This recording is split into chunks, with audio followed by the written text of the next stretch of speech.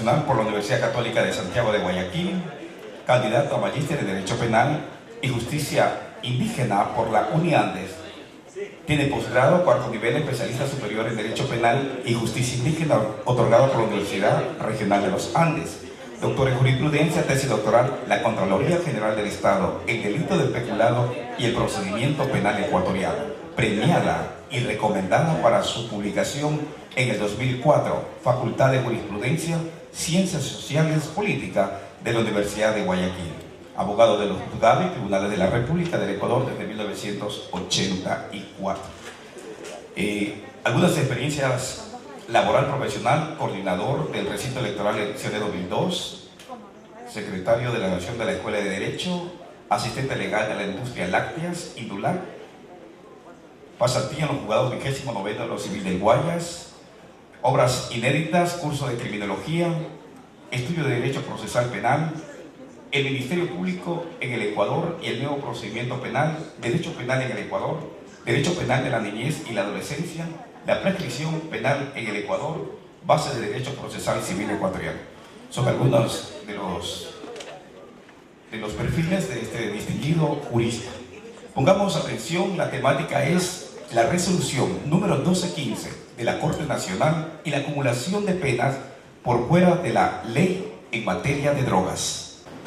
Buenas noches, doctor Arias, presidente del Gremio de Judiciales de la provincia del Oro, señorita abogada Jocelyn Mendieta Toledo, ambos coordinadores del primer Congreso Internacional de Derechos Humanos y Derecho Constitucional, que ha reunido a los más selectos profesores de Latinoamérica en esta bellísima ciudad de Machala y que honra al foro ecuatoriano la presencia de tan ilustres visitantes que dan honra al foro ecuatoriano con su presencia. Saludo especialmente a aquellos discípulos que he visto entre los asientos que estuvieron conmigo en la Universidad de Guayaquil y algunos amigos como el presidente de la Corte Provincial de Justicia del Oro, el doctor Jorge Benavides, buenas noches, doctores, doctoras, amigos todos. En tratar este tema de hoy le quiero hacer una breve introducción. Mientras el avance tecnológico para la investigación del delito avanza a grandes pasos, como por ejemplo la utilización en materia de investigación de drogas, la utilización del ion escáner, de los rayos X para grandes automotores, la utilización de la investigación de la proteína P30 en materia de delitos sexuales, la investigación del humor vítreo y de la investigación toxicológica también a través del pelo de las víctimas y otras cuestiones muy importantes, revela que el avance de la investigación contra el crimen en materia tecnológica cada vez es más avanzado. Tanto así que las guanteletas de parafina fueron eliminadas ya en la investigación de balística en el encuentro de criminalística de Río de Janeiro de 1965 ya. Pero mientras avanza la ciencia para la investigación del delito, sin embargo, en algunas áreas de la investigación se están quedando muy atrasadas. Los psiquiatras, los psicólogos que trabajan para la investigación del delito y colaboran con la Administración de Justicia siguen manejándose con protocolos métricos de los años 50, 60 en psicología. Los que se atreven falsamente a citar el protocolo de Nietzsche, el protocolo de Michigan o el protocolo RATAC, ni siquiera saben cuáles son las principales traducciones al español de dichos protocolos para la investigación de saber si está diciendo la verdad el testigo o no. Simplemente citan y dicen como una entrevista de alguna vez y de escasos 15 o 30 minutos, en donde se entrevista más a la madre de la víctima a través de un 75% del texto y con solo haber cruzado dos palabras con la víctima, en realidad aseguran que la víctima dice la verdad. Y pasan por alto los actuales y modernos tratados sobre la psicología del testigo, cuyos abanderados son en la Universidad de Kiel, con el profesor Günter Kuenke. a través del método CBSA. Es decir, tenemos un equipo de forenses, psicólogos y psiquiatras totalmente desfasados, totalmente atrasados, que no contribuyen a orientar al juez. Y vamos a arribar a lo que quiero decir. Y a la Corte Nacional no llegan siempre los mejores.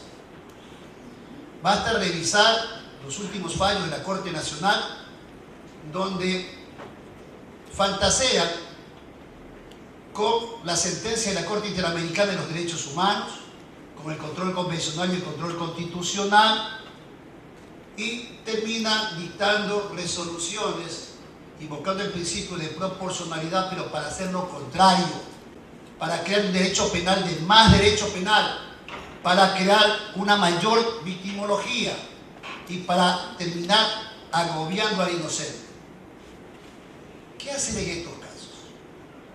¿Qué hacer con ese malísimo nivel que una Corte Nacional de Justicia, que copió el autoritarismo del más alto magistrado del país que nos regió en ese tiempo, maneja falsamente fallos de la Corte Interamericana y la Corte Constitucional para resolver en la práctica lo contrario? Esos son los antecedentes para arribar a un análisis muy breve, dado el poco tiempo que tenemos los expositores, respecto a la resolución 1215, que trata de las descripciones típicas contenidas en el COIP artículo 220.1.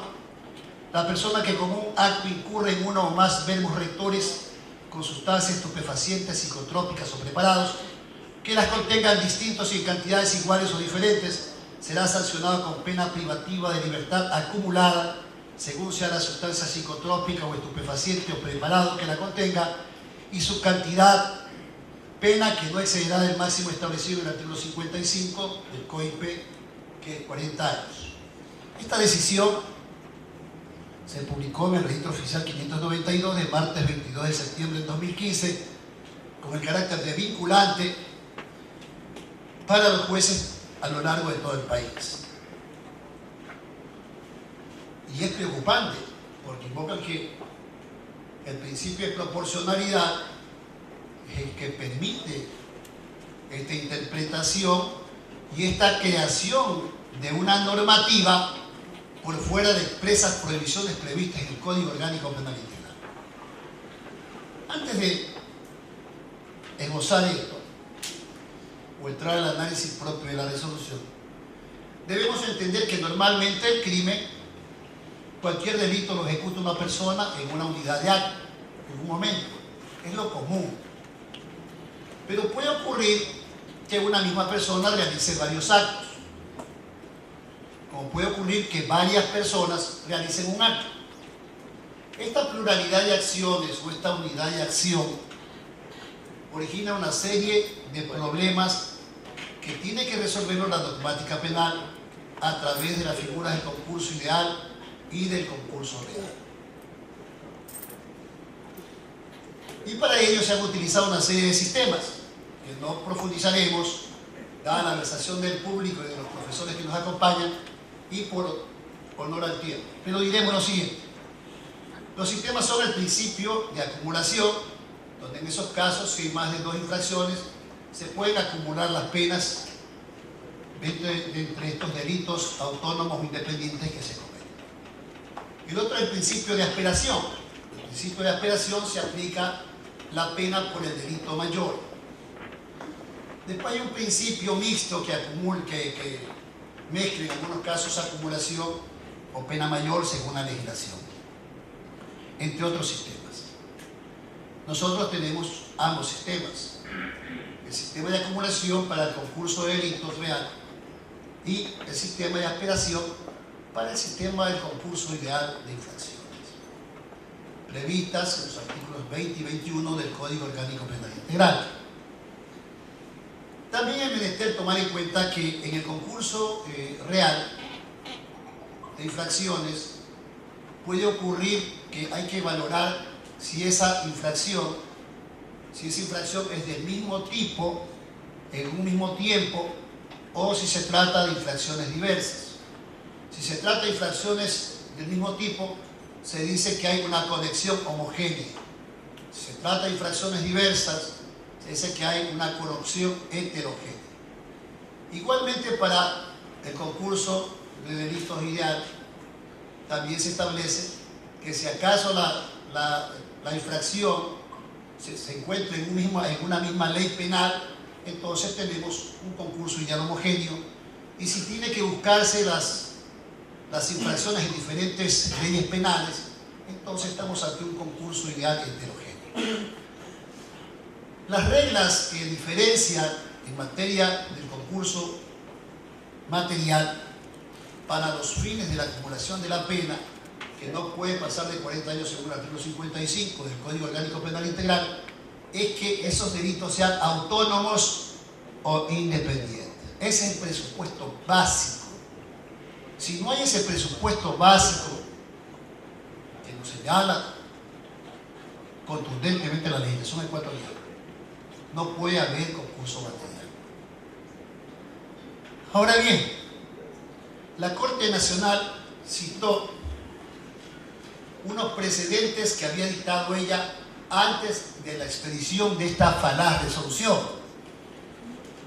Y señalaba por lo menos 5 y 6 fallos en materia de drogas, aunque los fallos no son claros de precisar qué cantidad se encontró, pero según los fallos, los procesados habían tenido heroína, cocaína o marihuana de forma indistinta, pero 3 o 2 o más drogas a la vez que le fueron incautadas al momento de encontrarse en posesión de dicho estupefaciente. Con estos precedentes, como queriendo justificar que se les fue la mano con un máximo derecho penal, con un derecho penal que no tiene asiento en la legislación ecuatoriana, se les ocurrió, para evitar seguramente algún enjuiciamiento ante la Corte Interamericana de los Derechos Humanos, crear esta resolución de la Corte Nacional. ¿Y por qué no podían sancionar ellos? Porque si bien es cierto que a la Corte Nacional tiene la atribución de interpretar la ley penal de conformidad con el artículo 180, previsto y en concordancia con el 185 del Código Orgánico de la Función Judicial, lo que no pueden hacer ellos es sustituir al legislador. Ellos pueden interpretar la ley que ya está creada, pero no pueden sustituir al legislador. Tampoco pueden interpretar la norma constitucional, como es el caso del principio de proporcionalidad de las penas previsto en el artículo 76, numeral 6 de la Constitución, porque el máximo intérprete de la Constitución solamente lo es la Corte Constitucional. Ellos no pueden interpretar las normas constitucionales de acuerdo con nuestro ordenamiento jurídico. Pero se pasaron de listos.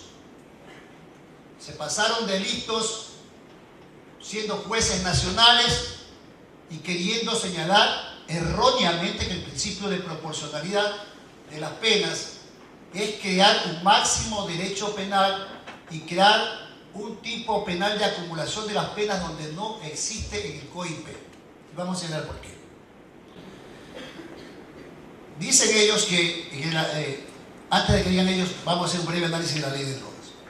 En la ley de drogas, en el 219 y en el 220 se establecen los dos únicos tipos independientes, que es la preparación, fabricación de las drogas y preparados químicos, y en el 220 lo que se asimila al tráfico de droga a través de los siguientes subtipos: tenencia, tráfico, corretaje, portación, importación, compraventa. En la producción, que es uno de los principales delitos de la ley de drogas, los subtipos son la producción, la comercialización, la distribución, etc. En el tráfico de drogas, que es el otro delito que está compuesto por subtipos o subdelitos, estos subdelitos son la tenencia, el tráfico, el almacenamiento, la transportación, la importación, exportación, etc.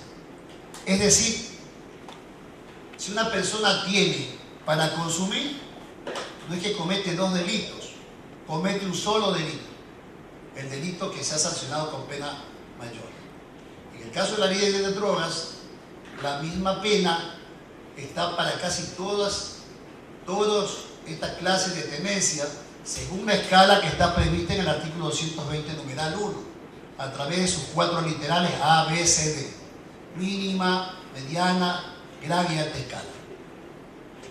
Lo que cambia la penalidad son las 3 tablas que el CONCEP editó en el año 2013, en el 2014 y en el 2015. Con diferente variación en el gramaje mínimo que tiene que tener una persona. En la tabla del 2013 es para el consumo y en las tablas del 2014 y del 2015 para el tráfico de drogas. ¿Qué ocurre? Que si una persona tiene marihuana, tiene cocaína y tiene heroína, según la resolución de la Corte, comete 3 delitos, a pesar de haber sido encontrado en unidad de acto, lo cual ya es de por sí una aberración.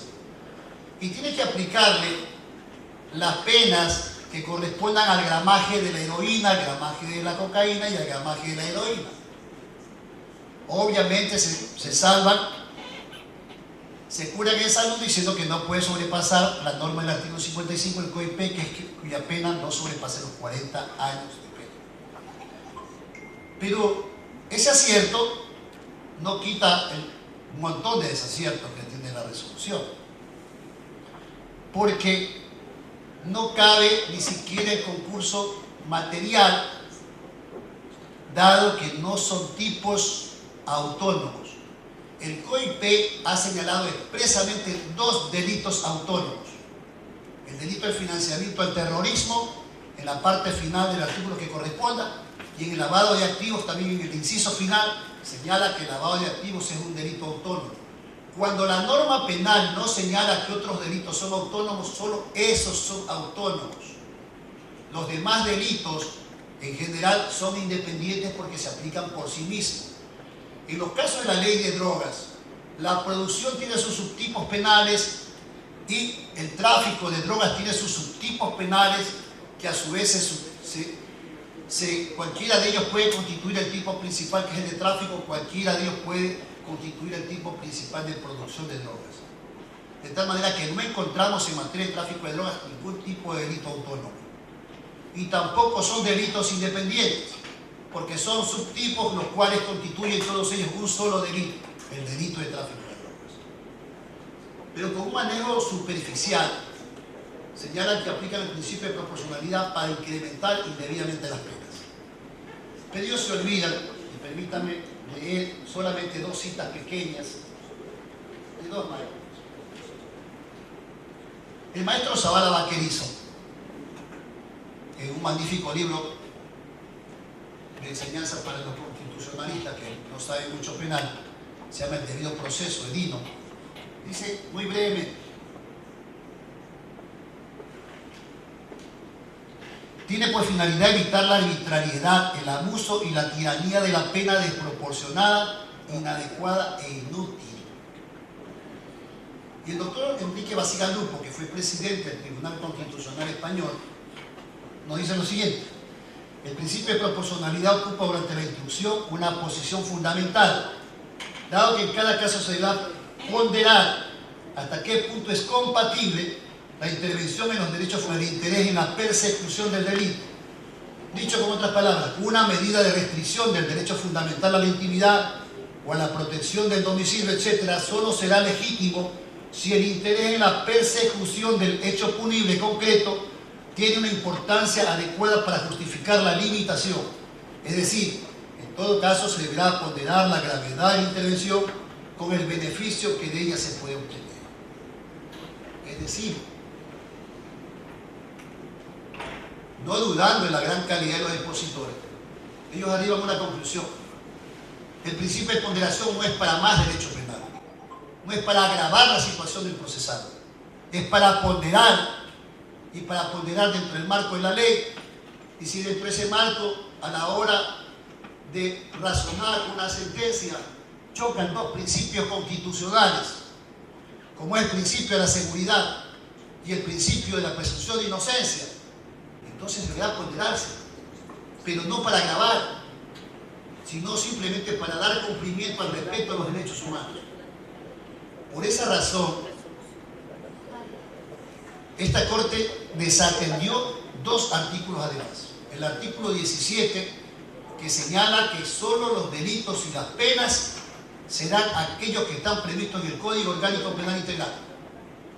Y en el artículo 57 señala que las penas no pueden sobrepasar las penas previstas en el Código Orgánico Penal Integral. Es decir, estos señores de la Corte Nacional se convirtieron en legisladores, se convirtieron en magistrados de la Corte Constitucional y decidieron interpretar el COIP y decidieron interpretar la Constitución Nacional, agravando la situación de los procesados. Pero no para el futuro, sino para justificar la estulticia con que habían procedido contra procesados nacionales. ¿Acaso se debe de proceder así?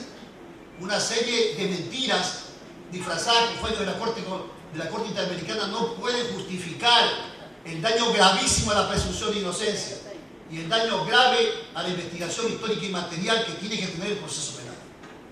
¿Qué clase de jueces nacionales tenemos? Por ello, es esa juventud que están ahí, ustedes, que con la investigación, el estudio, el conocimiento exhaustivo de la jurisprudencia nacional, puede llegar a la Corte Nacional y cambiar a esa gente que hace más daño que bien. Voy a citar una sentencia que explica cómo se debe de proceder. La sentencia no es nueva, pero que explica cómo se debe de proceder. Hay una sentencia que está en el prontuario de resolución de la Corte Suprema de Justicia número 3, imprenta Marvin, Quito 1991, página 353, 355, primera sala de la Corte Suprema de Justicia, Quito, junio 27 de 1990. Se encontró el Tribunal Penal de Imbabura procesa a una persona a quien se le encontró marihuana y cocaína. El Tribunal Penal de Imbabura sentencia, dadas las atenuantes, solamente lo condena por la mayor cantidad de marihuana y no por la escasa cantidad de cocaína. Se llega a la Corte de Casación, este fallo, y la Corte de Casación dice: revócase la sentencia del Tribunal Penal por cuanto, como debe de procederse, es que debe juzgarse tanto por la marihuana como por la cocaína, pero debe de aplicarse, debe sancionarse por la pena más grave, por la existencia de dos infracciones. En esa época, con la ley anterior, eran delitos independientes. Perfecto. Entonces dice, se suman las dos penas y de las dos penas se escoge cuál es la mayor. No es que se sumen, no es que se compara, perdón. Y la pena mayor es la que aplica la Corte Nacional, es decir, aplicando el principio de concurrencia material de delitos. Si la resolución ya estaba prevista en el artículo 21 del Código Orgánico Penal Integral, perdón, el artículo 20, el concurso material, ¿por qué tuvieron que hacer semejante mamotreto fantasmagórico y dramático a través de una resolución de la Corte Nacional que más da vergüenza que orgullo?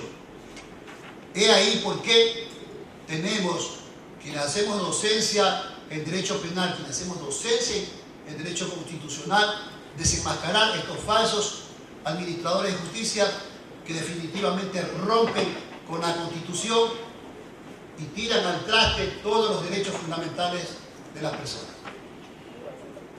Debemos mover las pesadas puertas de hierro de la historia, de la corrupción y de la legalidad judicial, y abrir nuevos surcos donde germina una prolífera simiente de nuevos juristas que quieran una verdad sin compromiso, una verdad sin corrupción.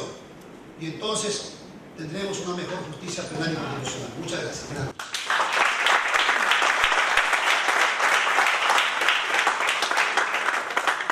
Le invito a la abogada Grace Escalona que hace la entrega del certificado.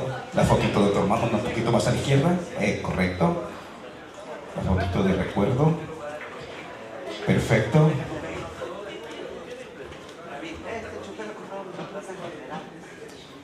Gracias, abogada Grace. Ahí se mantiene, doctor. Por favor, hay otros detalles más. Invito a la abogada Sonia Mendoza. Sonia Mendoza, por favor, para que entregue y se lleve este recuerdo. Es la estatua del bananero que está a la entrada de Machala. Van a llevar bananitos. Lo hace la abogada Sonia Mendoza. Invito al doctor, por favor, Vicente Arias, que también le entrega. Doctor, por favor, manténgase. El doctor Vicente Arias también le va a hacer la entrega de un botón a nombre de la Asociación de Funcionarios y Empleados Judiciales del Oro. Él es el presidente. Sí, lo declara socio de honor.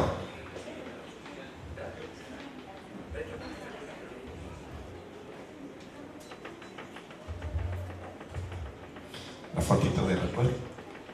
Gracias, doctor Guevara. Manténgase, doctor. Manténgase todavía. Otro detalle, doctor Guevara. Un momento, doctor. El Instituto Panamericano de Derecho Procesal lo declara miembro honorario.